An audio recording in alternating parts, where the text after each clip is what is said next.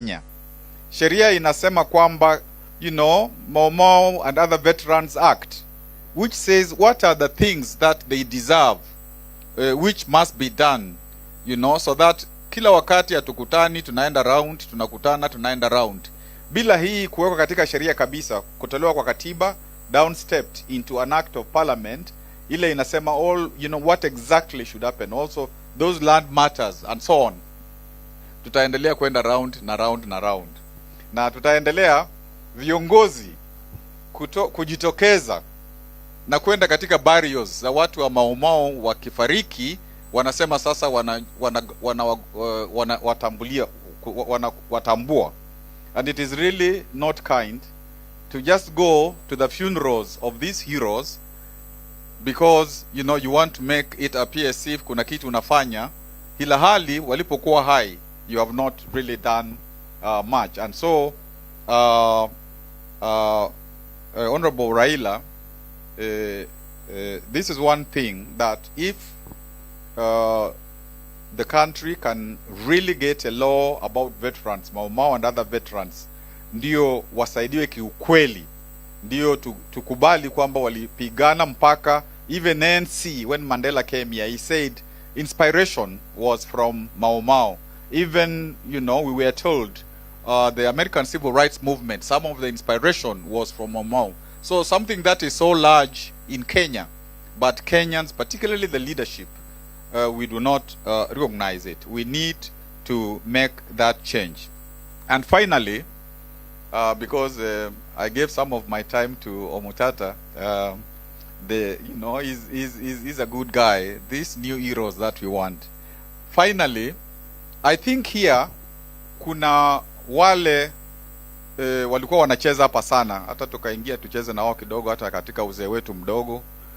That is the kizazi kile leo wamepewa itwika, wamepewa sasa baton, ile relay ya kuendeleza hii kazi ya ukombozi mpaka hii third liberation iwe ni ya ukweli, ndio inji yetu ibadilike kabisa kabisa. So the NGOs which are here, Kenya Human Rights, and all of you, and the young people who are here, kazi kwenu, because our country must really change, so that we don't keep on, like Caliph said, keep on going round and round and round and round and round. So yangu yalikuwa tu ni machache hivyo. Nilimesema kwa muktasari kwamba actually we can do actual things, real things, to make a difference in the lives of the Mau who are, alive, their children, their grandchildren, their great-grandchildren. It is possible, and this we must do so that hatutakuwa na deni na wao kwa sababu ya kazi ile yote walifanya.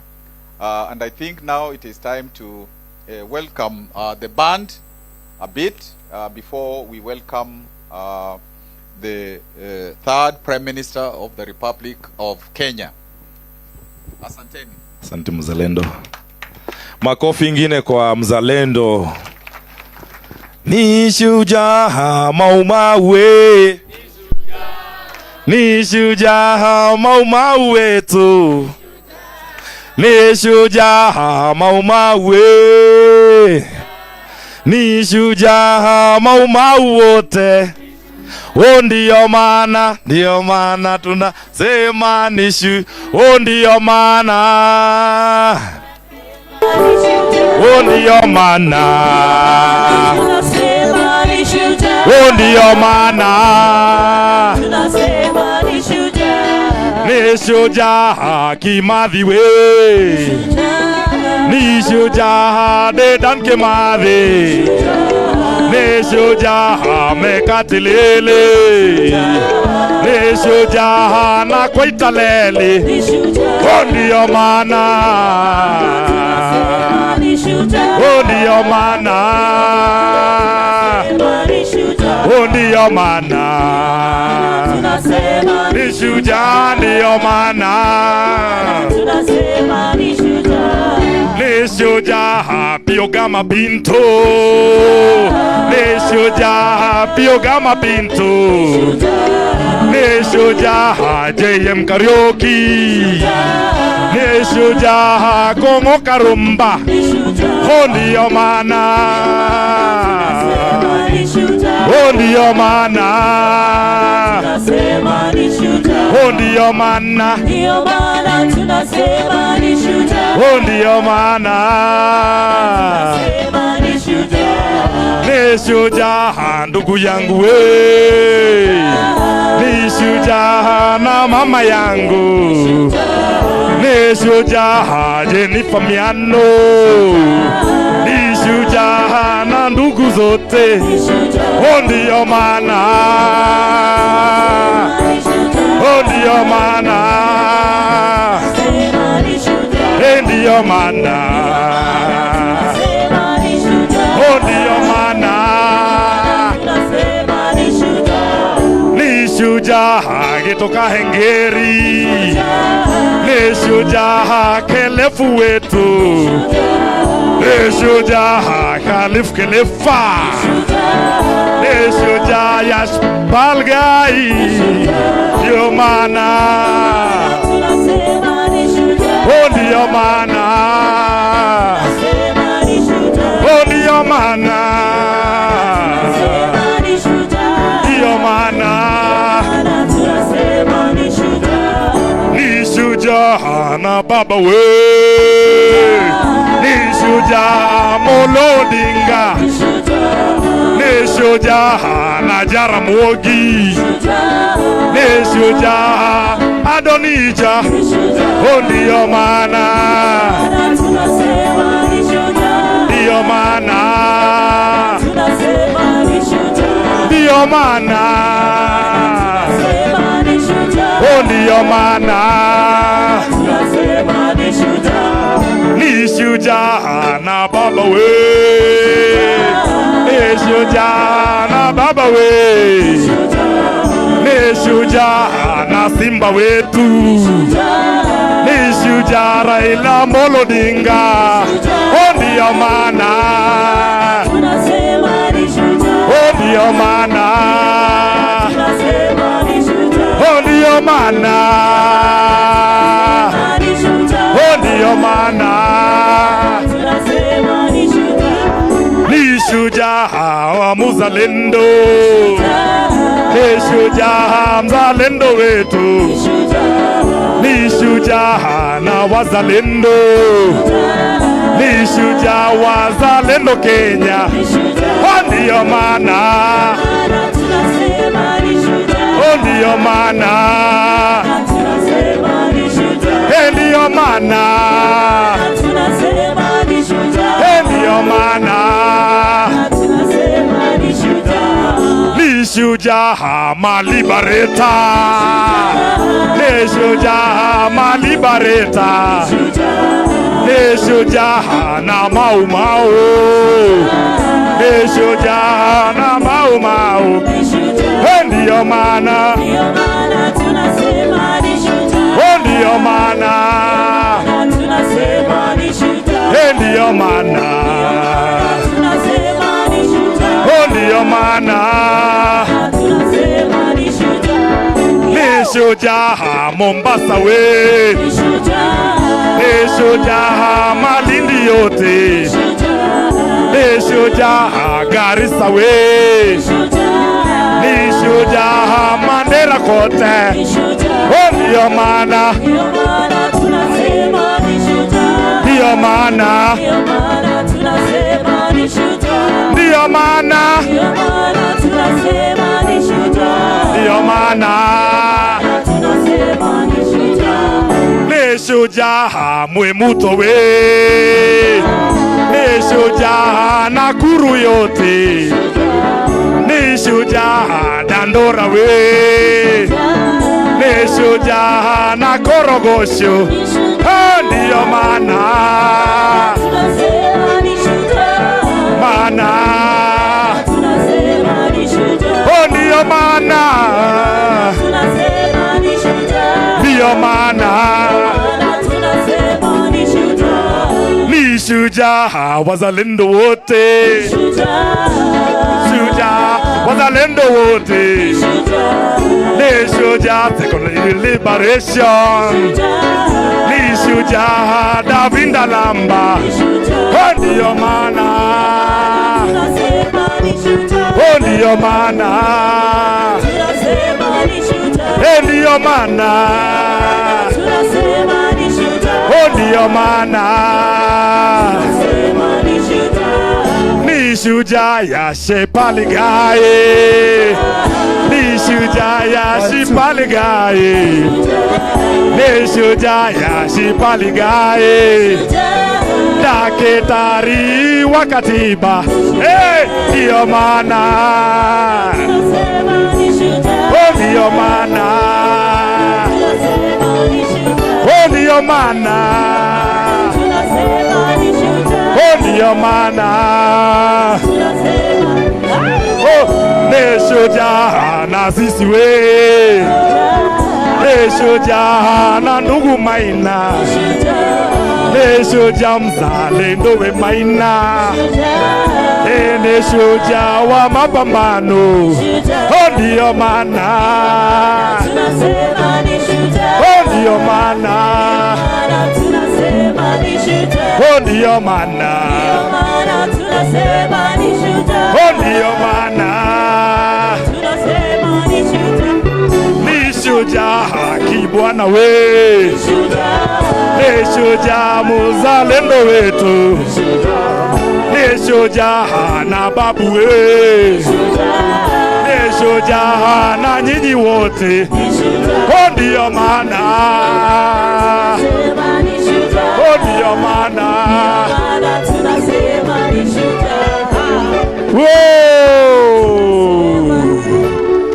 Olayo, viva Mau Mau, viva, viva wazalendo, viva, viva KHRC, viva, viva social justice movements, viva, viva wamama wa Mau Mau, viva, viva wazee wa Mau Mau, viva, viva Kenya, viva, viva Africa, viva, Olayo.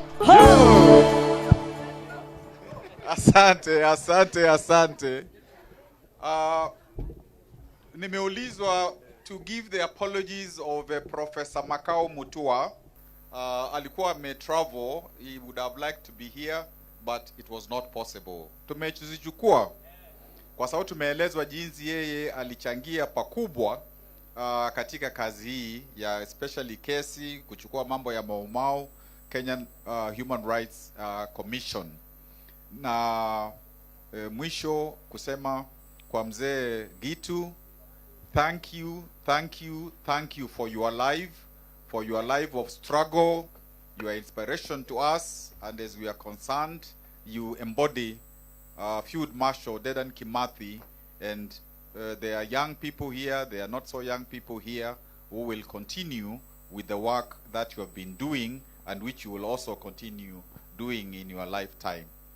So that we can invite former Prime Minister. Let us please all stand. And before tunamuita baba, let us be quiet. Tukumbuke mama wa Koigi wa Omwere, mama Omwere, na Professor Shadrack Guto, wale walipambana na sasa wamelala.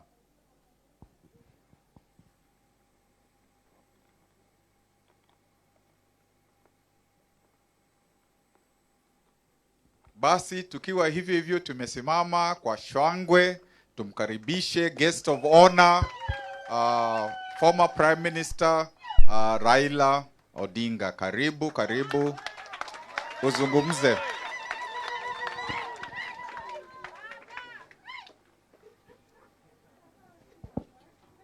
Haya. Mnaweza kuketi. Mzee wetu shujaa Gitu wa Kaengeri, ndugu wazalendo wa Kombozi ambaye wako hapa siku ya leo, na wageni wetu ambaye wamefika, hamjambo? Hamjambo tena. Sasa nimekaa kwa muda mrefu. Nilikuwa mimi niko na statement ambayo nilikuwa nimetayarisha kusoma hapa, lakini it will be taken as read. Nitaongea vilivyo. I just want to talk briefly about this very, very important occasion in our country. I am happy that this is happening today. And therefore I want to first begin by thanking the Kenya Human Rights Commission for the good work that they are doing, what they have done, so that we are here today. Sasa, ningependa kufupi kwanza tuseme kwa nini yale yalifanyika, ambayo yalifanyika. What happened? Mnajua kwanza wabeberu walikaa kule Ulaya pale inaitwa Berlin Conference to partition Africa. There was no African who was represented at that meeting. Walikaa tu wao wenyewe wakachora. Wewe Mwingereza utachukua hapa, Mfaransa utachukua hapa, Belgiji utachukua hapa, Mreno hapa, namna hiyo. African was partitioned in Berlin in 1884. Then after, therefore, then they came now to take possession. Waingereza wakaja upande hii ya East Africa. They did not come to develop Kenya. They came to colonize and to exploit. So what they did, the first thing they started by building a railway line. Hii railway iliitwa Kenya-Uganda Railway. Ilijenga kutoka Mombasa ikafika Kisumu. Kwa sababu gani? Ilipofika Kisumu ilikuwa tayari imeshafika Uganda. Kisumu was the capital of Eastern province of Uganda. Uganda ilikuwa inakuja mpaka Nakuru. Mpaka hiyo. This was called the East African Territory, and they was just for them here to come and do hunting for elephant tusks na kadhalika. It was 1904 that they formalized the colony. Sasa kukawa na gavana ambaye anaitwa Sir Charles Eliot. Then mbeberu mmoja alikuja akatoka huko Ulaya, alikuwa anaitwa Hugh Cholmondeley. Baadaye akaitwa bwana Lord Delamere. He came on a horseback through Somalia, akapita pale mlima Kenya, akaona mlima Kenya, baada akaingia pale Laikipia, akiteremka akaenda pale inaitwa Thompson Falls, Nyahururu, akaingia bonde la Ufa, akapita pale Nakuru, Njoro, Molo, mpaka kule Eldoret, akaenda mpaka mlima Elgon. Akaona nchi ambayo ni mzuri sana, ina rotuba mingi sana. Akarudi hapo kwa mkutano na bwana governor.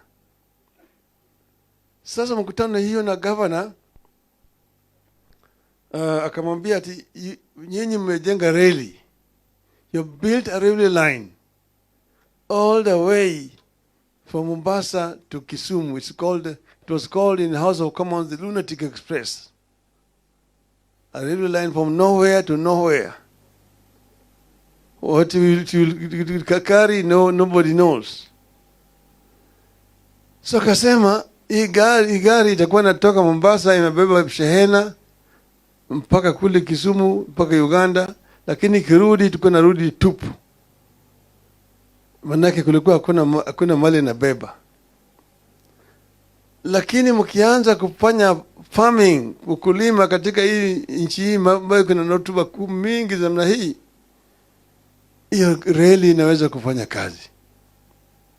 Mimi niko tayari kwenda Ulaya kuleta wakulima waje hapa, wakulima garantini ya kwamba kila mmoja nimeleta atapewa ekari 10,000 bure.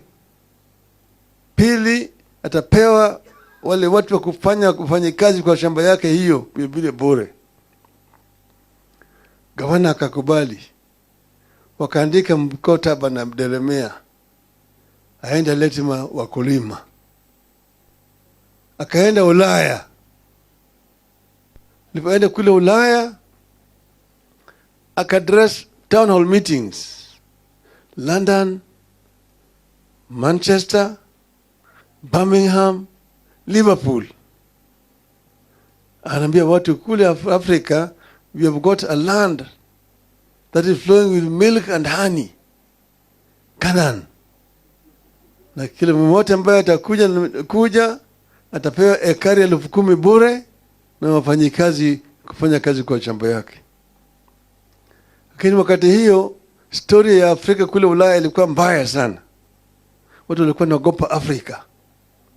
Afrika atiko kule kuna mbu, kuna malaria, kuna bilharzia, kuna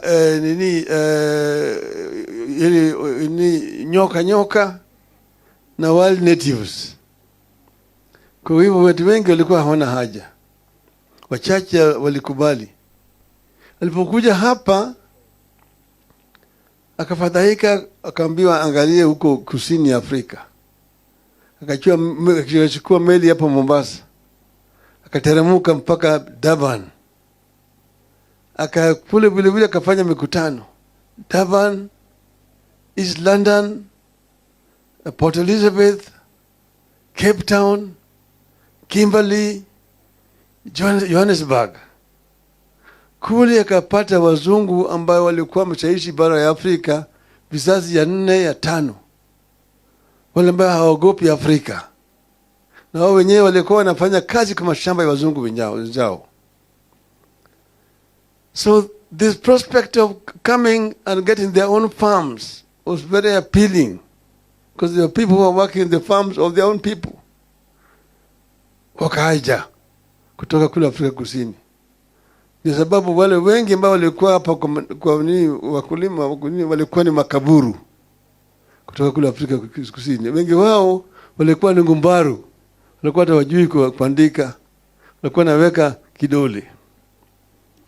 Lakini hao ndio walikuwa ruthless kabisa za Afrika. Wakapewa mashamba sasa, wakakata hiyo kutoka mlima Kenya kule mpaka hiyo pande hii ya katikati hapa hii na Meru na Embu hapa kuingia bonde la Ufa mpaka kule pande ya Kitale. Sasa wale Masai walikuwa naishi kutoka kule slopes ya Mount Kenya. Hiyo yote la ekipe yote hiyo ilikuwa ni nchi ya Masai, Nyahururu hapo. Hiyo Nyandarua yote na wakaona mpaka Kinangopizo zote. Walikuwa Masai, wakasukumwa kutoka kule wakapeleka chini huko Kajiado na Narok. Hapo Naivasha waliweka corridor maili 10 mile corridor ya Masai kupita na shezi ngombe yao hapo waende huku chini. Sasa wakashika hiyo na kuanza kufanya hiyo farming yao. Sasa Waafrika wanakwenda wanachotwa kufanya kazi. Wengine wametoa kwa mashamba yao, wameweka kwa villages. Hapo vile ilikuwa. Hiyo ni kini ya shida ambayo tulikuwa naye. Sasa hii mambo ya ukombozi ilianza wakati ukoloni ilianza katika taifa letu. Kwa hivyo ukoloni tuko na safu hiyo mapambano is in phases. Phase 1 from the time they walikuja hapa 1896 mpaka 1945. Hapo ndio phases. Hapo ndio kukuta watu kama Wayaki Wahinga ambaye alichukuliwa akapeleka kule Kibwezi, akalazimishwa kushimba kaburi yake, akaingizwa kule, akazikwa kama bado wako hai. Hapo baadaye nilikuja pata watu kama Hari Dhuku pale, ambao waliorganize maandamano pale karibu na chuo kikuu, na watu wakapigwa pale. Watu wengi walipigwa risasi na waliuawa wakati huo. Hapo ninakuta mekatili wa Menza wanaingia hapo. Hapo ndio unakuja kukuta wale ambao walianza sasa ili mavyama kama Kikuyu Center Association, Dini ya Msambwa, kwa Vilondo Taxpayers Association na kadhalika. Watu kama sasa ni hapa ni unakuta Samuel Koitalel. Hiyo ni group hiyo, that face. Hapo ndio utakuta Okemo Manyanyamanture na Mora. Hapo hiyo ndio unakuta watu kama Ojijo Teko. Kuna my great grandfather kuna aitwa Agola Awala. Yeye mzungu alikuwa anataka awe chief. Alikataa kuwa chief, akasema siwezi kuwa weka chief na huyu mtu ambaye ngozi yake ni ovyovi. Kwa sababu kutoheshimu mzungu, akashikwa akapelekwa huko Kismayu, akakufia huko. Mtoto yake ndiye alipelekwa kwenda kuona kaburi yake huko. Hapo ndio unakuta Mwindi Mbingu ambaye alikuwa amekataa mambo ya wazungu kuchukua ng'ombe ya Wakamba hovyo na kuchinja hivi hivi. Wote ni watu ambao hiyo ni phase ya wakombozi, in phase 1. 1945 Waafrika kwa mara ya kwanza wakaunda chama ya kitaifa, Kenya African Union, KAU. Hiyo ndio kwanza nationalist movement struggle. Alafu sasa hiyo kile imeunganisha watu pamoja, lakini walikuwa hawapewi nafasi ya kufanya mikutano sawa sawa. Sasa wakati hiyo vile vile mambo ya mashamba imekuwa mafabrika yamewekwa pale, shamba imechukuliwa na wazungu na Afrika mfanyikazi tuko mashamba. Hiyo ndio imeleta mambo ya kupigana kwa mashamba. Chanzo cha Mau. Wakasema mambo sasa imekuwa ni mbaya. Kama ni mbaya ni basi hapa sasa KAU iko hapa. Sasa ile mzungu anatangaza hali hatari, state of emergency being declared. Sasa hiyo Mau iko mzituni na wale wanashikwa, wale wa Kapenguria 6 kushtakiwa. Sasa wakati hiyo iko curfew katika miji yote katika taifa letu. Sasa wakati huo Mau wanapelekwa kule, wengine wanashtakiwa, wengine wawekwa kwa detention camps, na makamps ziko hapa na pale, kule Lamu, kule Hola, kule Manyani, kule Lodwa, kule Lokitang, kule ziwa ya Victoria kulikuwa na detention camp Mageta Island. Wakati ya hali ya hatari ilikuwa mbaya zaidi, radio ilikuwa inatangaza kwa Kiswahili ati Wakikuyu, Wameru na Waembo ni watu hatari. Ukiona mmoja akipita namna hii, piga ripoti kwa polisi mara moja. Wakati hiyo vita hiyo iliendelea. Mzungu ameleta kikosi ambaye inapigana na Mau. Pale ambao walikuwa napigana ilikuwa mbaya. Mliingia hapa unaona mvua inanyesha hiyo na baridi. Hiyo ndio vile Mau walikuwa na hisi katika huko juu. Kule msituni huko upande ya Nyandarua, huko Abadea, kila mahali. Walipigana. Ikifika mwaka 1955-56 mzungu anataka kutangaza uhuru hapa. Kuna Michael Blundell waliunda chama inaitwa Kenya Freedom Party was formed. And they wanted to go the route of South Africa to declare independence, our route ya Zimbabwe, ya Rhodesia, unilateral declaration of independence. Lakini wakati hiyo nationalism ikaanza hapa vilevile. Watu wa Afrika wameanza wale ambao wako nje kupigana.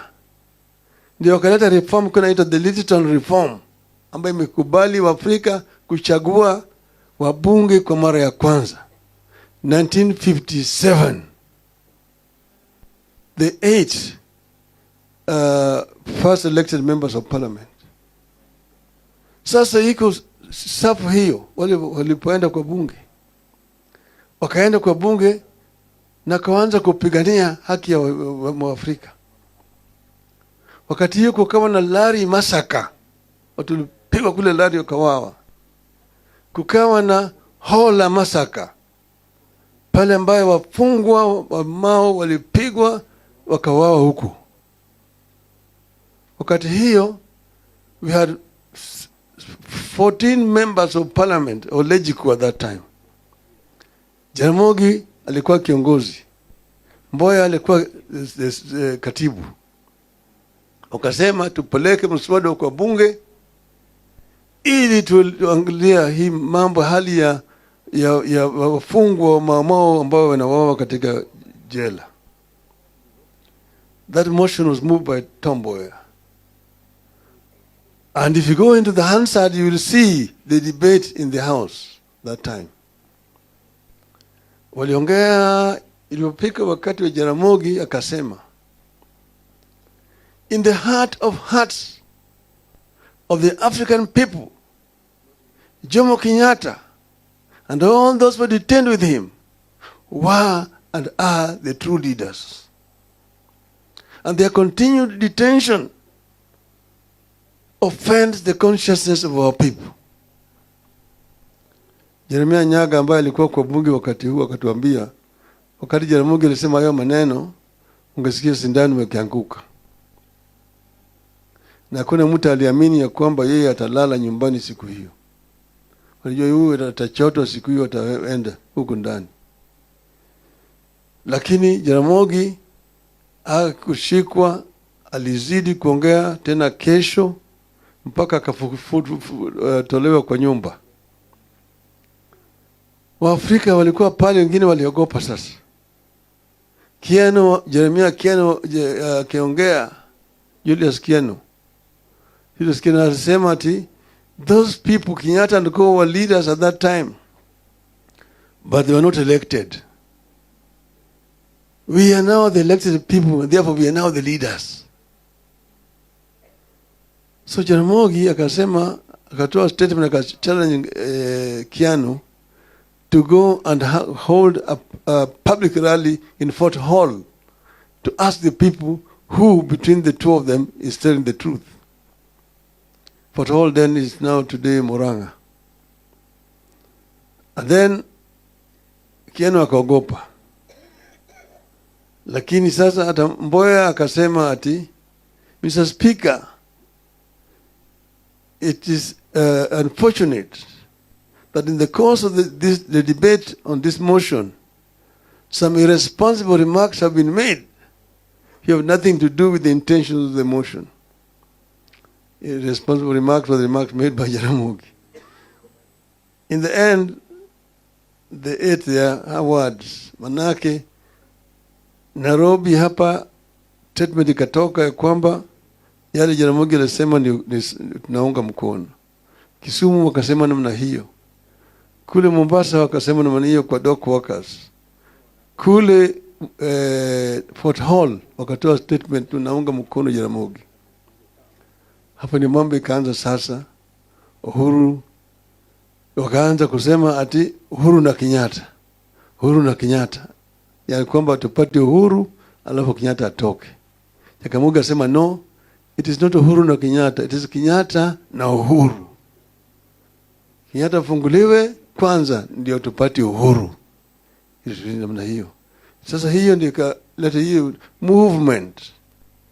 So this is another phase of the struggle. The phase of the struggle before 1945. The nationalist movement from 1945, later on from 1958 upwards. And then in between the Mau Mau armed struggle. So we are dealing with the Mau Mau armed struggle,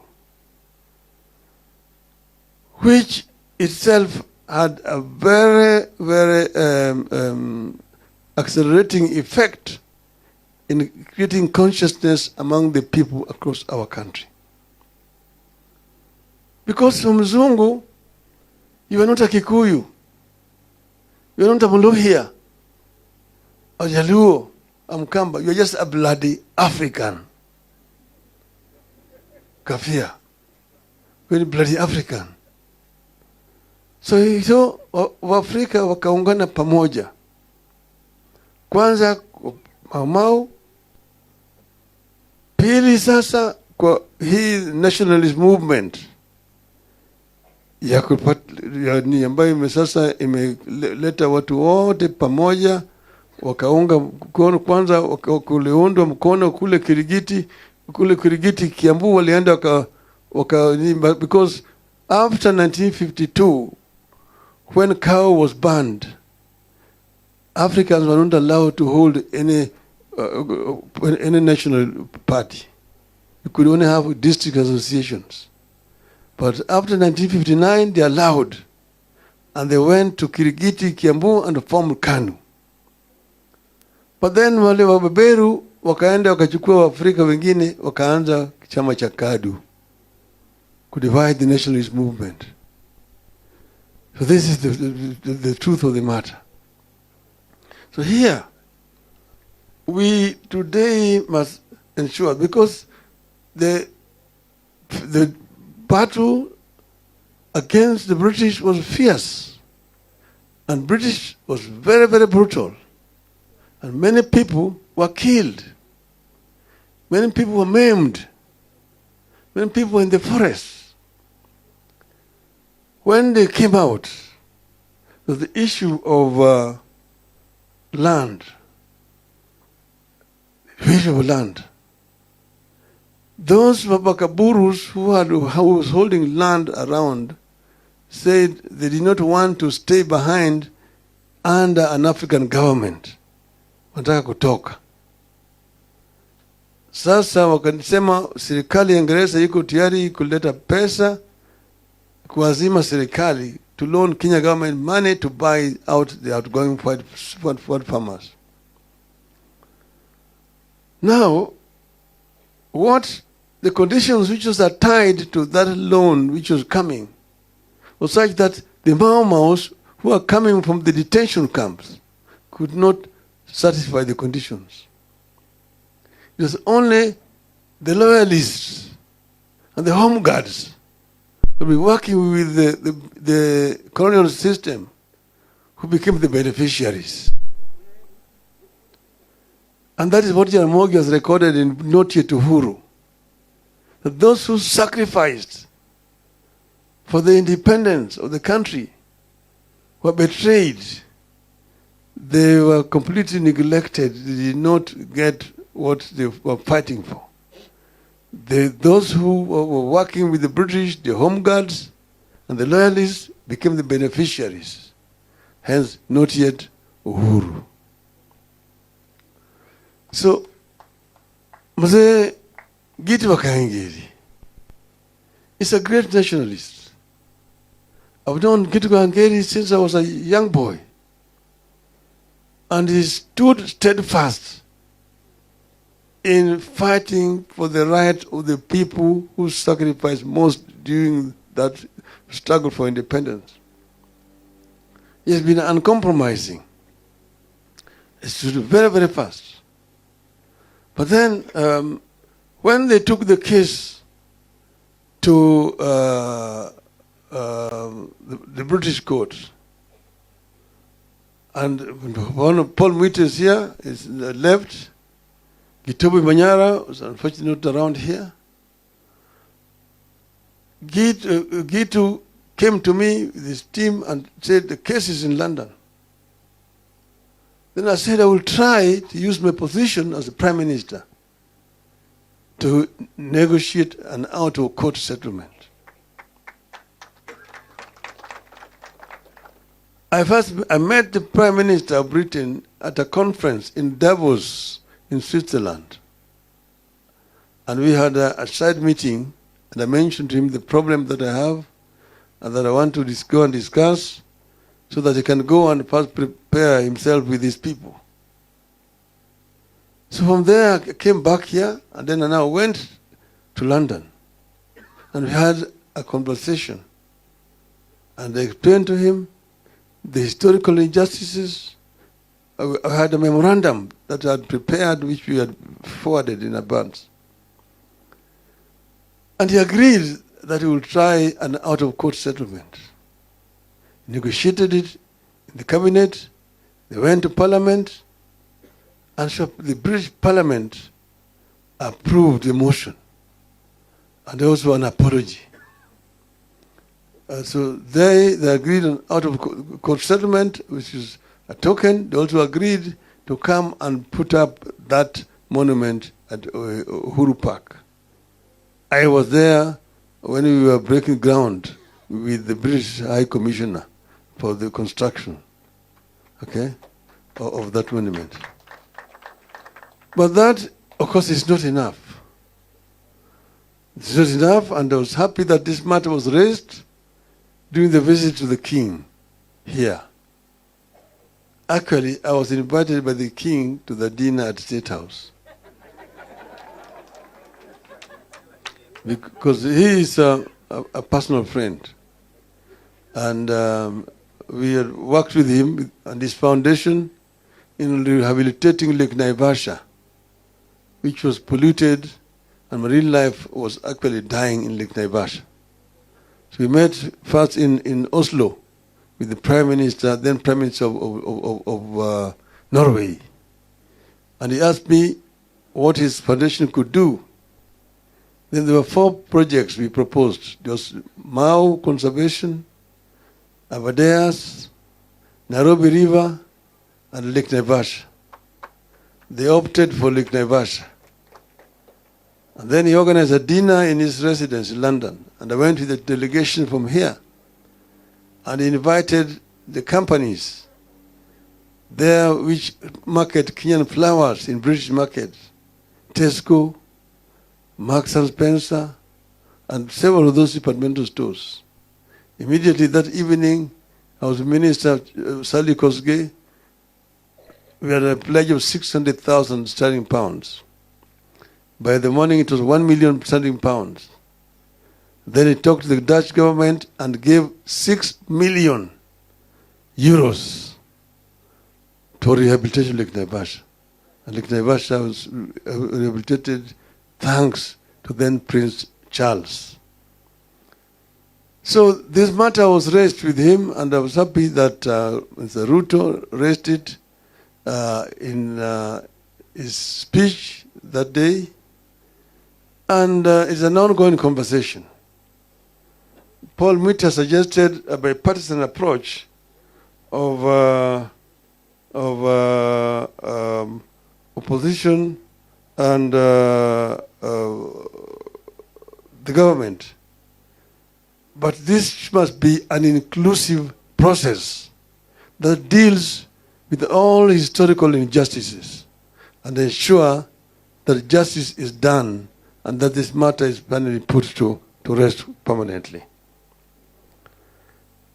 The late General Kiboko had mentioned when we went to bury Mukami in Nyandarua that they were the ones who buried Dedan Kimathi in Kamiti. That he knows where the Dedan Kimathi's grave is in Kamiti. This is an issue that need to be resolved. Mama Mukami, I wish all the times I was talking to her was that she wanted her husband to be exhumed, the remains, and be buried respectfully at their home. This is also a pending issue that we need to follow up. Because that General Kiboko said it, at the funeral there, later on he fell sick. I went to see him at Nairobi Hospital. He mentioned the same thing to me. But nothing happened, he then also died. As we are here ourselves, we want to ensure that this chapter is put to a proper close, satisfactorily. That those who sacrificed during their struggle, some of them who are dead, are remembered through their offsprings. And those who are now in their sunset years also are given support. The same way that the British government is doing to its war heroes. Those who fought in the Second World War, who are still alive today, don't worry about anything else. So this is what we should do ourselves, so that we bring this chapter to a decent closure. And that's why I'm happy that this thing happened today. Gitu wrote a book, and he asked me to write the foreword, which I've written the foreword to the book which we are going to launch here today. In it, he has given a very good account of what transpired and how the betrayal happened. The wrongs which were done need and must be corrected. And I'm ready to work with you people to ensure that this is done. It's now my pleasure to move to the stage of launching the book.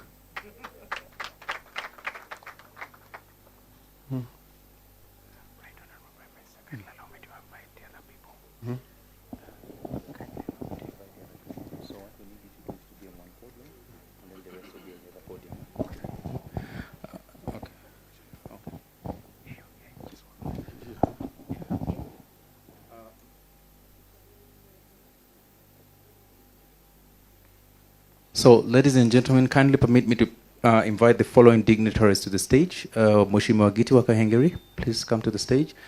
The board chair, Davinda Lamba, Davis Malombe, our executive director, Professor Yash Pagal and Jill Pagai, Wanjiku Miano, Ms. Jessica Horn, Professor Kibutha Kibwana, Cornelius Oduor, the Deputy Executive Director. Yeah.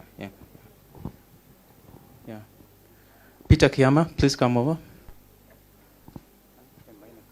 Yeah. Maina Njenga. Dr. Bernard Mogesa, if you're around, please come to the front.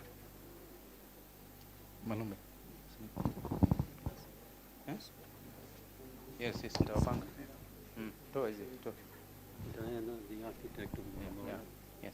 Yes, and Diana Lee Smith, the architect of the Mau Mau Memorial.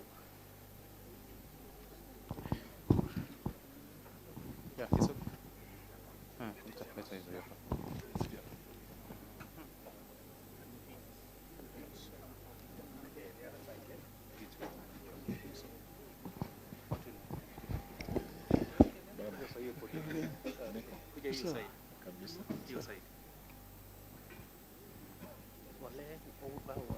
Swali.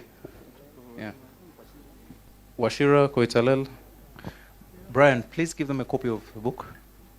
Yes. Hapo tu. Malombe. Jessica, please come this side. Simama tu hapo. Nataka kuwapanga. Yes?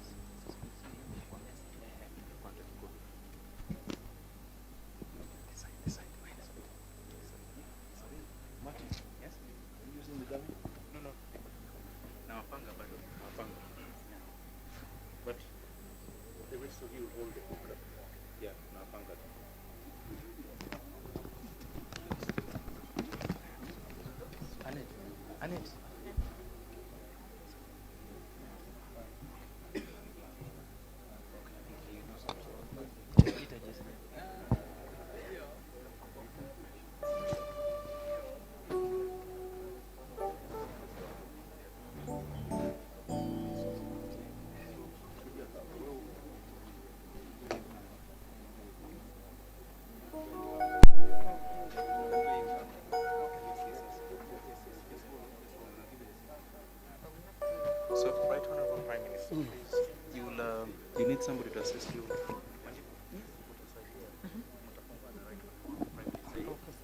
And then Professor Yash, please come here. And Jill, please come here. Yeah.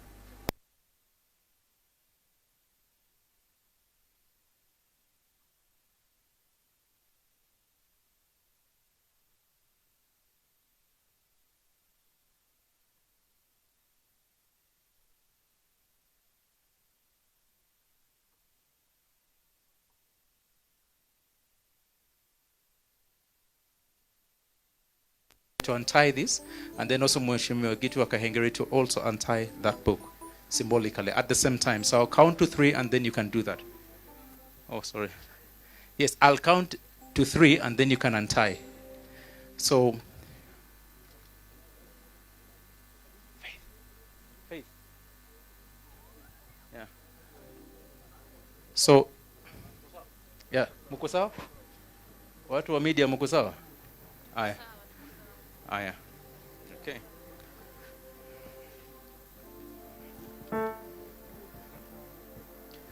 So are we ready? Okay.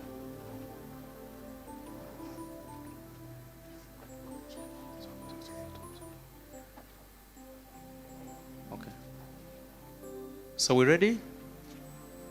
Okay. 3, 2, 1.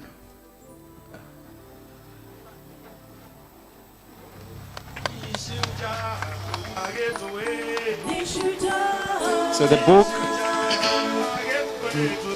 and you all lift it up. Please lift up the book. Nishuja. Yeah. Nishuja.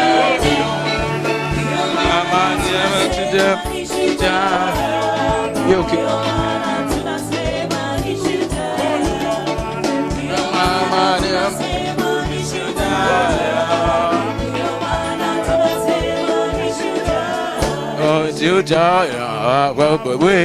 Nishuja, Nishuja, Nishuja, Nishuja,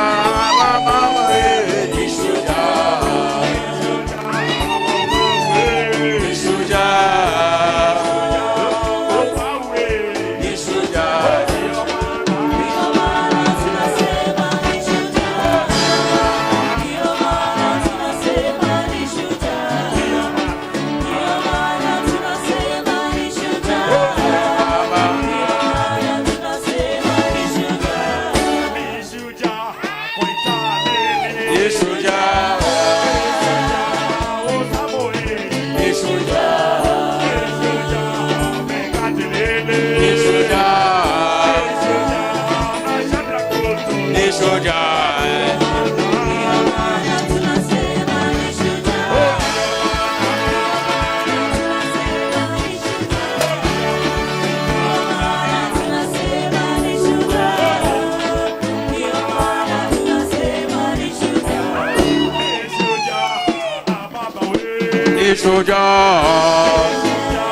Nishuja,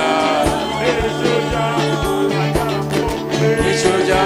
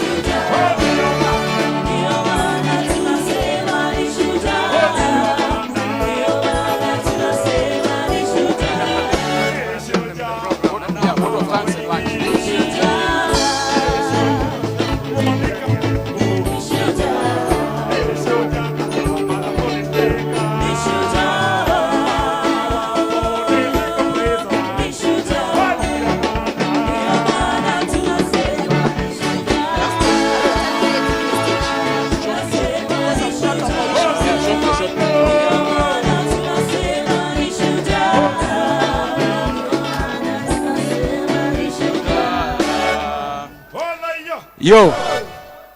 Asante sana. Thank you, Field Marshal, for the wonderful performance. I would like to humbly request all our dignitaries to take their seats briefly. And as they do so, I would want to invite the Deputy Executive Director for the Kenya Human Rights Commission, Mr. Cornelius Odro. Karibu. Thank you. What a day. Viva Mau Mau, viva. Viva. On behalf of the board and management of the Kenya Human Rights Commission, I take the pleasure to sincerely thank you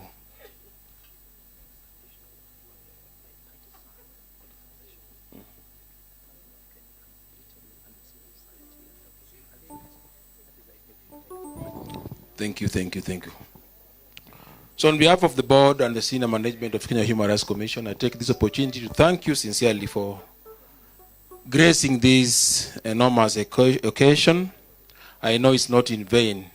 You started very early in a very difficult weather, and because of your determination, this day has turned out a very successful day.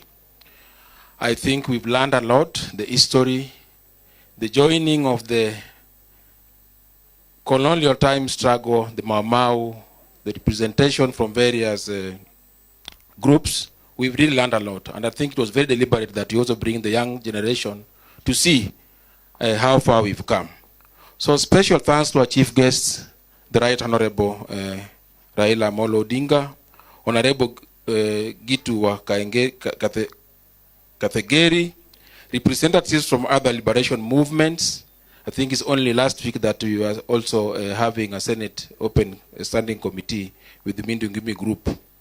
All individuals and organizations who have partnered with us to establish the Mau Mau Foundation. Special thanks to Honorable Paul Muite, who just left, who was the lead counsel.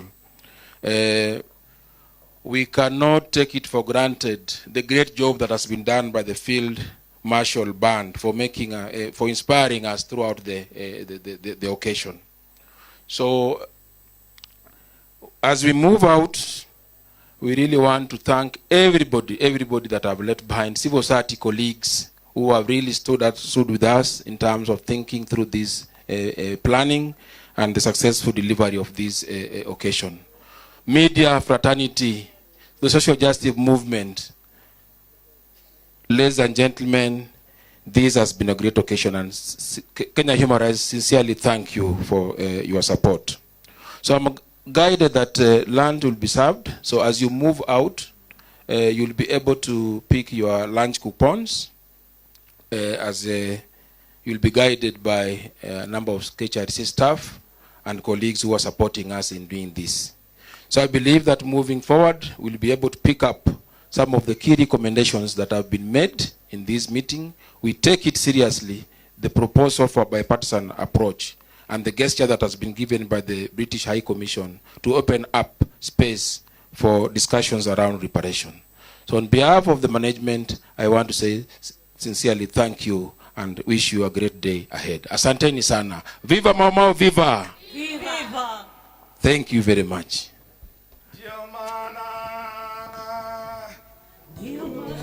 Tunasema ni shujaa.